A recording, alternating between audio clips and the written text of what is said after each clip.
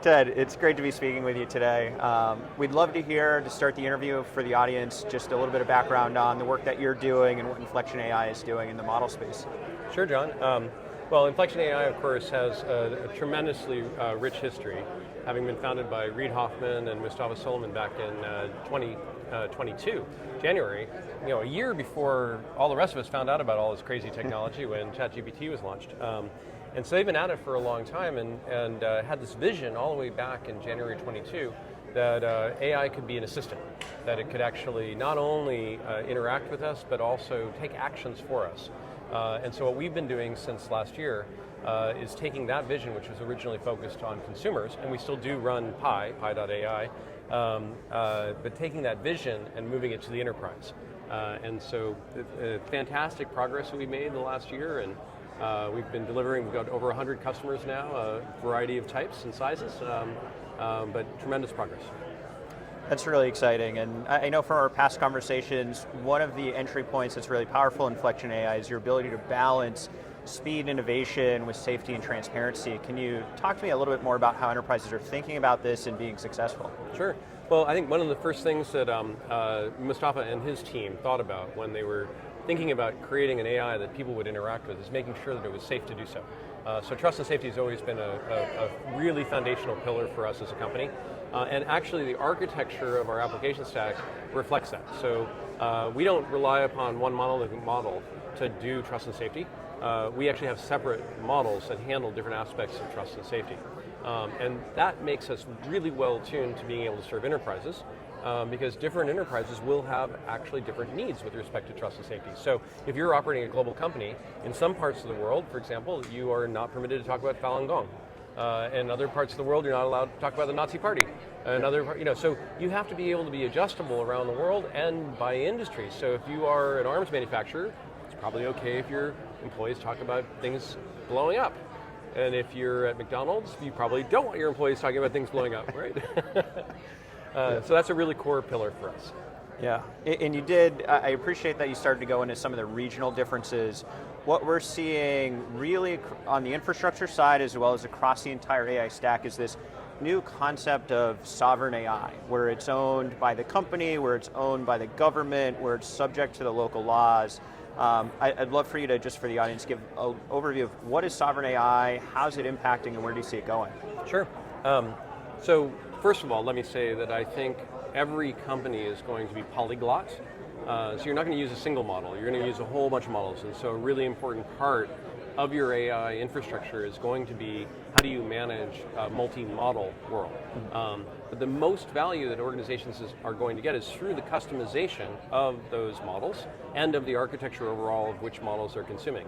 And so if you're in different parts of the world or you're in different industries, or you have different local cultural issues, you want the model to reflect that. You want it to be able to be there and be the supportive, available friend and a coworker, if you will, to your employees that knows what your culture's all about, what your company's about, what your industry's about. And the only way to do that is to actually customize those models and own those models yourself. So from a sovereign AI perspective, obviously the word sovereign often gets just associated to governments. But we think of sovereign AI as actually you own your own AI, and that can be a company as much as it can be any other kind of organization, including and all the way up to governments. Yep. Yeah, and as you think about the business of the future, owning AI, this is something that we continue to see more and more. In some cases, people are thinking about costs, right? There's a massive cost savings by owning everything and controlling it. I also think it unlocks some really interesting future avenues of how you can interact and grow your business, and I'd love to hear more about that. Sure. Well, if you think about all the different reasons why you might choose one model or another model given a particular AI workload, we think security is going to be a big issue. We do think control is an issue. We think cost is an issue. Latency is an issue. We think that quality is an issue, and by quality I don't mean it always has to be the highest quality, because actually the highest quality may not be necessary for the task at hand, right? And then there are special capabilities. And so what you're going to want to do as an organization, as your use of AI becomes broader and deeper, is that you're going to want to be able to allow your employees to navigate choices amongst different models based upon all those different criteria. We had one customer, for example, where they had a team that was working on a project, and suddenly, and because they were monitoring it, because they had a control plane that we provided, they saw that in 1 hour, that group consumed 3 billion tokens. Like, runaway process, right? It's like, okay, wait. Now maybe there was value in those 3 billion tokens, or maybe they just uploaded a video.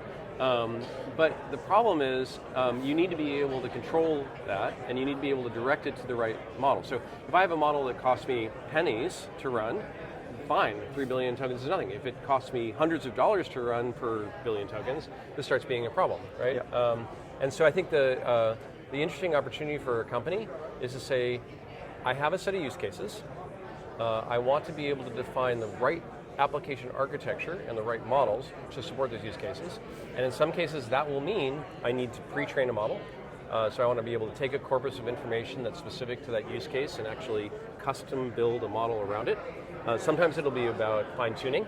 And I say, well, great, actually, I have a model that works well, but I want to adjust it to be able to have the behavior that I want to have. Sometimes it'll be around RAG, and then it'll be about different size models and different characteristics around those models. So that's the set of challenges that companies face today, and they don't even know it yet, right? As I was saying on our main stage here at the AI Infrastructure Summit, there is very little understanding of the scale of compute that companies are going to be consuming here, even in the next few years. Yeah, and I think you hit on a really interesting topic in quality, but thinking of quality not as what has the highest quality, but what has the right quality for my use case. Precisely. This is something that we do, and I think it becomes more important in an agentic world, because some things can be solved fast and cheap, and then some things can go into a bigger, more complex, thoughtful model. Do you have any cool examples of something you've implemented in that vein that you could share with the audience? I have a really funny one, because it's not just about models, by the way, it's also about models and tools. So I will credit Vibhu Mittal, our tremendous Chief Technology Officer, for this one. He said, look, if you want to figure out what 2 + 2 equals, that's one arithmetic operation. But if you ask a large language model, you're going to do 1 billion calculations. Yes, yeah, it definitely comes down to using the right thing for the right use case. I think to kind of thinking about the next thing, I know you guys do a lot of work on helping companies select who are the right models. Is there anything else you want to share about the work your team does and how people could engage with you? Sure. Well, I think one of the biggest unlocks in 2025 for companies is going to be Agentic AI. I know here in Silicon Valley, we're surrounded by it. We think everybody knows what it is. Most people in the world have never even heard that expression. Okay. So we also have to recalibrate and recognize that, hey, we're always going to be at the bubble, and we have to actually then translate what we do to the rest of the world. And I think one of the big translations for us when we think about Agentic is going to be security. Mm-hmm. And the existing models, MCP and others, there are some really big concerns that the enterprise has about how is this going to run in a controlled way inside my corporate environment and do real work. So one of the biggest things we're focused on right now is enterprise-ready, secure MCP. So stay tuned for that. Cool. Sounds exciting. Look forward to hearing more. Ted, it was great talking with you today. Great talking to you, John. Thank you.